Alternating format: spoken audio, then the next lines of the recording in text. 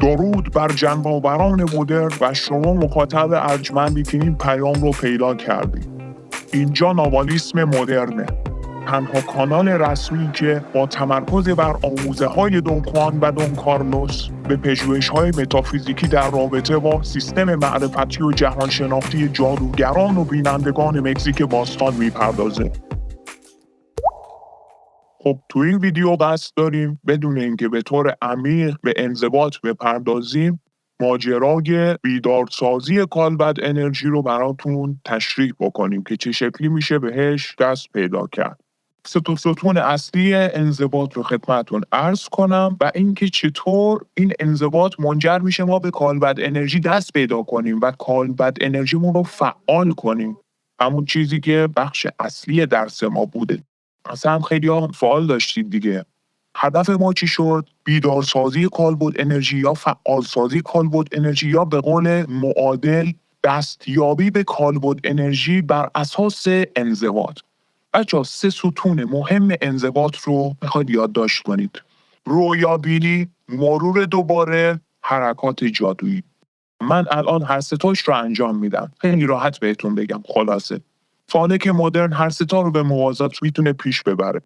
به 3 طریق میشه به کالبد انرژی دست پیدا کرد و فعالش کرد. ببینید در گروه‌های نابال یه سری ترفندها و تریک‌های ساحری داشتن چون بیننده در دسترس بود. مثلا اگر دقت کرده باشید دونیکا میاد کالبد انرژی کارلوس کاستاندار میگیره، بافت میزنه، با یه سری پرتوهای انرژتیک با کالبد فیزیکیش بافت میزنه که این فاصله دوتا کم بشه. هدف اینه که فاصله کالبد فیزیکی و کالبد انرژی کم بشه. هرچی کمتر بشه تسلط بر کالبد انرژی بیشتر خواهد بود.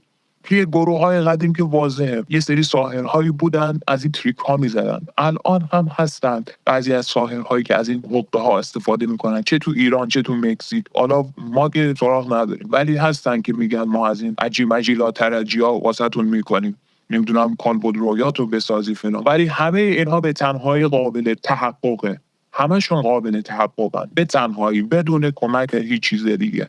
حتی آرماندو تورس به کارلوس کاستاندار میگه اگر گروه ناوال نباشی پس چطور به آزادی برسی؟ میگه آزادی بدون ناوال هم محقق شدنیه. این نکته مهمیه که اینو بدونیم. دون خوان میگه تکیه بر اقتدار شخصی کفایت میکنه. همین یعنی کل ماجرا رو رفتیم، به هیچ چیز دیگه هم نیاز نداریم. به همین ترتیب میتونی رویابینی یاد بگیری، به همین ترتیب مرور دوباره، حرکات جادویی. منتها توی دسته گروه نوار، حالا میخوام یه اشاره‌ای به تاریخ چند داشته باشم، اینو میدونی دیگه، سالکان گروه نوار به 2 دسته رویابین و تامین کننده و شکارچی تبدیل میشدن. رویابین ها از طریق رویابینی به کالبد انرژی دست پیدا میکردن، تامین کنندگان شکارچی از طریق مرور دوباره. شما باید ببینید در کدوم یکی در واقع مستعدتر هستید و در این حال همش رو هم تمرین کنید. من اول میام هر کدوم از این 3 تا رو، حالا میگم اینها همه انضباط نیستند، باز اون یه جلسه دیگه میبریم کل مطالب انضباط رو بخوام جمع بندی کنیم. اما فقط 3 تا ستون اصلیش برای بیدارسازی کالبد انرژی هستند. یا دونه دونه تعریفات خیلی مختصر و اجمالی ارائه میدم که متوجه باشید. ببینید، رویابینی به زبان بیعملی عمل خوابیدنه. یعنی چی؟ یعنی ما میخوابیم که استراحت کنیم، خاموش، ناهوشیار. رویابینی میگه نه، تو هوشیار باید بشی تو خواب. شما مثلا برید تحقیقات مربوط به دانشمندان مدرن هایی که تو حوزه خواب روشن، لوسید دریمینگ فعالیت میکنن، شما برید مطالعه کنید ببینید که رویابینی آگاهانه رو میگن رویایی که درش آگاه بشی که داری خواب میبینی. اوکی؟ بیان این شکل خواب روشن یا رویای شفاف رو تعریف میکنن. ما میایم چه شکلی تعریف میکنیم رویابینی رو بچه‌ها؟ ما میگیم به دست گرفتن هوشیاری در دقت دوم. خیلی ساده، خلاصه، مفید. کالبد انرژی ما، یعنی همین من وقتی در حالت خوابیدن که وارد حوزه ناوال میشیم، وارد دقت دوم میشیم، هوشیاری رو به دست بگیره، همین که میگیم هوشیاری پیوندها فیکس میشه. پیوندها در دقت دوم خیلی سیاله. همین سیالیتشه که اساسا مانع از این میشه که ما هوشیار باشیم. واسه همین توی خواب ما گیج میزنیم بچه‌ها. خیلی اتفاقات میفته گیج میزنیم. اصلا رویاهای عادی چه میدونن، کسی مجرده داره توری داره راه میره از خیابون عبور میکنه که اون مثلا همسرشه، این فرزندشه، در صورتی که زندگی فیزیکیش اصلا نداشته چنین تجربه‌ای رو، اصلا مجرد بوده. دیدید دیگه، یا پرواز میکنه خیلی راحت از این اتفاقات. اینا بیشتر در حالت سطوح پایین انرژی هستش که این شکلی رخ میده. بنابراین به محض اینکه شما هوشیاری رو به دست بگیری در دقت دوم، یعنی آگاه میشی که من دارم رویا میبینم، این رو بهش میگن دروازه اول رویا بینی. همین نقطه یعنی دستیابی به کالبد انرژی. شما تو کتاب هنر رویابینی کارلوس کاستاندا میبینید دون خوان میگه از لحظه‌ای که سالک رویابین در محیط دقت دوم آگاه میشود که دارد رویا میبیند، به کالبد انرژی خودش دست یافته است و از این به بعد رویاهای او دیگر رویاهای عادی نیستند. دیگه این یک انسان عادی نیست، دیگه به کالبد انرژیش دست پیدا کرده. رویاها ممکنه تا حد غیر شخصی شدن هم پیش بره. از این طریقه رویابینان برای دستیابی به کالبد انرژی. تمرین کنندگان و شکارچیان، اونایی که استعداد مرور دوباره بیشتر دارن، ببینید مرور رو اول یه تعریف کنیم. باز تجربه، همین که میگیم باز تجربه یعنی تجربه مجدد دیگه. باز تجربه خاطرات تاریخچه شخصی رو میگیم مرور دوباره. حالا ممکنه بپرسی باز تجربه یعنی چی؟ یعنی که ذهنم مرور کنم. ببین، از مرور در ذهن شروع میشه و به حدی از انباشتگی انرژی خواهی رسید در صورت تداوم انضباط که مستقیما میری تو خاطره و به طور حاضر و ناظر خاطره رو باز تجربه میکنی. یعنی اجزای خاطره ساخته میشه، حالا بدن قفله، پیوندگاه به موضع دقت دوم حرکت میکنه. مرور دوباره بی‌عملی تجربه زندگی. یعنی چی؟ یعنی ما زندگی میکنیم دیگه، ما داریم حال رو زندگی میکنیم و حال تاریخ میشه و تاریخ هم تکرار میشه، که درستش اینه که بگیم تکراره که تاریخ میشه. مرور دوباره میشه بی‌عملی تجربه زندگی، یعنی آنچه را که تجربه کردیم دوباره تجربه کنیم. بنابراین باز تجربه خاطرات تاریخچه شخصی یعنی حاضر و ناظر میشی به اون خاطره مورد نظره. اینو بهش میگیم مرور دوباره. وقتی که سالک کمین کننده و شکارچی خاطره ای رو باز تجربه میکنه، مرور واقعی میکنه، یعنی پیوندگاهش حرکت میکنه به دقت دوم، مستقیما میره توی دل خاطره تا خاطره رو دوباره تجربه کنه، به کالبد انرژیش دست پیدا میکنه. این هم طریقه فعالسازی کالبد انرژی توسط تامین کنندگان شکارچی. اینو فعلا تا اینجا داشته باشی. من میخوام یه مقدمه از حرکات جادویی بگم، بعد یه سوال بپرسم از شما. حرکات جادویی، خب همونطور که میدونید کارلوس کاستاندا هم یه کتاب داره در مورد همین قضیه و درش حرکات تنسبریتی که نسخه مدرن اون حرکات جادویی بینندگان کهنه درش میپردازه و توضیح میده حرکت به حرکت و مشابهت هایی هم با کنگفو و تایچی و امثال اون احساس میکنید که داره و بیراه هم نیست، چون تلفیق مدرن ایناست دیگه. یادم خدمتتون عرض کنم که کل این 200 تا حرکتی که کارلوس کاستاندا تو این کتاب جمع آوری کرده شاید 2% کل حرکات جادویی بینندگان کهن هم نشه. اینو زمانی به حرفم خواهید رسید که کمین و شکار با کالبد انرژی رو یاد بگیرید این حرکات رو توی رویا هم تمرین کنید. وقتی که تو رویا یا توی توده ها به طور گروهی و دست جمعی این حرکات رو تمرین میکنید، خودتون رو در حال اجرای یه سری حرکاتی در خواهید یافت که قبلا اونها رو تمرین نکردید. اون حرکات دیگه حرکات روحه. دقت میکنید؟ حالا باید برم فلسفه‌ش هم بهتون بگم. داستان اینه که فقط 2% توی این کتاب اومده. همین 2% هم کفایت میکنه. مابقی رو دیگه کالبد انرژی شما یاد خواهد گرفت.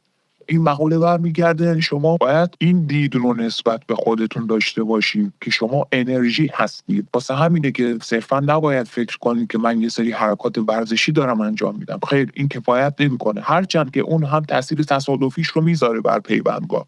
یعنی چنان که دون خوان میگه حتی اجرای تصادفی حرکات جادویی هم منجر به سیاریت نقطه تجمع خواهد شد. ولی حالا شما تصورشو بکن، خودت رو در اون تمرکز ببینی، خودت رو انرژی ببینی، اون حرکت پدکاری رو مثلا شکله‌ای به کالبد انرژی که پاتو قریب میکنی و به گوشه های کالبد انرژی میزنی، خودت رو در یک پیله تخم مرغی محصور ببینی که داری گوشه های پایینش رو پدکاری میکنی. خب زمین تا آسمان فرق میکنه، تاثیرش چندین برابر میشه. یا توی اجتماعات تمرین کنید به جای اینکه منفرد تمرین کنید. یعنی حرکتی که خود کارلوس کاستاندا زد، توده ها رو تشکیل داد و حرکات تنسیکلیتی رو به توده ها آموزش داد. هرچند که اون هم از اون ور دیوار افتاد، چون میدونید که توده های انرژی تمایل به انباش دارن و از اون طرف انباشتگی انرژی منجر به فساد میشه. دوباره بگذاریم بچه‌ها، فلسفه حرکات جادویی چیه؟ قبل از اینکه به این بپردازم میخوام یه سوال بپرسم. دوستان نظرشون رو تو کامنت ها بگم واسم. تفاوت حرکات جادویی با قضیه رویابینی و مرور چیه؟ از نظر فلسفه و تاریخچه ها. یک ویژگی رویابینی داره که حرکات جادویی اون رو ندارن، یا بالعکس یه تفاوتی به لحاظ ساختار فلسفی دارن. کی میتونه به ما بگه؟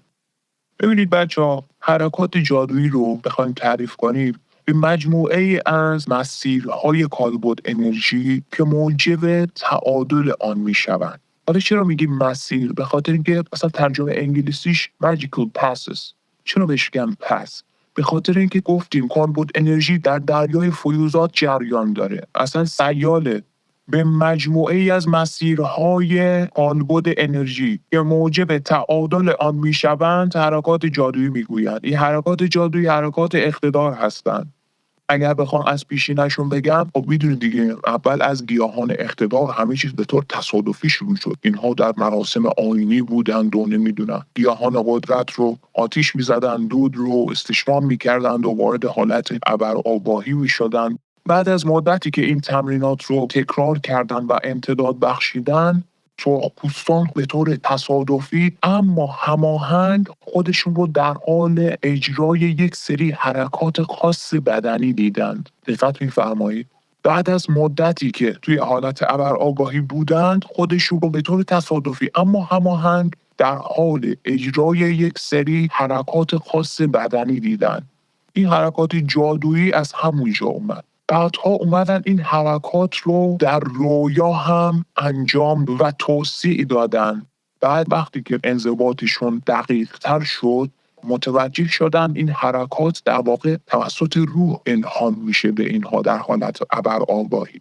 عرض به خدمتتون که اینها اومدن این حرکات رو توی حالت آگاهی بیداری روزمره تمرین کردن و به طور دستی جمعی هم تمرین کردن و دیدن به همین ترتیب اینها رو وارد حالت ابرآگاهی میکنه. ببینید چه نکته‌ای رو کشف کردم. یعنی پدیده‌ای که منظور پدیده ابرآگاهی که توسط قدرت‌های غیر شخصی برای اینها تجربه شده بود رو با حرکات جادویی پدید آوردن. این دستاورد خیلی بزرگیه که جادوگران کهن داشتن. بنابراین اگر بخوایم از نظر فلسفی به مقوله حرکات جادویی نگاه کنیم، می‌بینیم که حرکات جادویی ابداع نشدند. آنچنان که در کتاب حرکات جادویی دون خواهم توضیح میده، حرکات جادویی بیشتر کشف شدند. دقت میکنید؟ من میگم دسته های ساحران کهن خودشون رو در حال اجرای اتوماتیک این حرکات دیدن. خیلی عجیب بود واسهشون. بعد با آزمون و خطا متوجه شدن این حرکات جادویی چابکی جسمانی هم براشون پدید میاره، یه جور هوشیاری پدید میاره. اینها رو در مسیر هوش قرار میده. به زبان کوانتوم امروزی چگالی تونال رو اپتیمال میکنه. در حالی که بچه‌ها رویابینی و کمین شکار هنرن. هنر رویابینی و هنر کمین و شکار که اینها ابداعی ساحران کهنه و با گرایش های شخصیشون مملو شده. واسه همینه که شما توی کتاب هنر رویابینی 7 دروازه رویابینی داریم. دلیلش این سیستم 7 دروازه یا 7 گیت برمیگرده تا حدود زیاد به گرایش هایی که ساحران کهن داشتن، که البته خدمتتون هم عرض کردیم که چقدر مبتنی بر خود بزرگبینی بوده نوع نگاهشون به این مقوله های غیری شخصی. مرور دوباره هم همینطور. اینها جزء فنون هستند، فن هستند، تکنیک هستند و در یک کلام هنر هستند، یعنی بندی هستند، ابداع شدن. در صورتی که حرکات جادویی از اساس غیر شخصی اند، اصلا از حالت ابرآگاهی الهام شدن. دقت می‌کنید؟